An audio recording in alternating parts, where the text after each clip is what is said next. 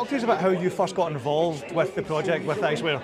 It just came to me as a script, and I read it and I loved it, and then I met with Kirk Jones, the director, and I loved him. Watched his film, Waking Ned Divine, and then I thought, yeah, this is something that I would be interested in, and then it just sort of went from there, really.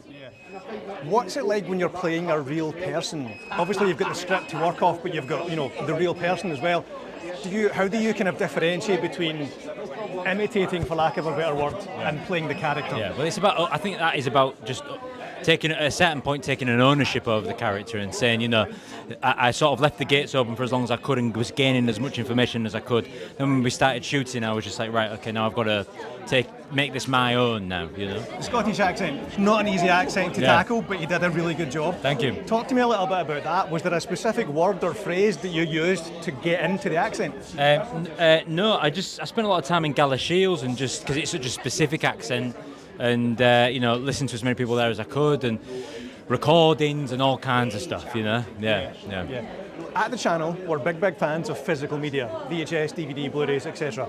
If you were ever to record a DVD commentary for the movie, which scene would you be excited to get into and why? Ooh. What's a DVD commentary? Like a sort of side-by-side I'm showing my age here. Description of the scene? Yeah, so you and the filmmaker, you'll sit and watch the movie and record I've an seen audio one track. of these, Ridley Scott one I saw. Yes, Ridley Scott does good ones, yes. Okay. Maybe the thing with Pete, because it was such a interesting day with Peter, and we spoke a lot about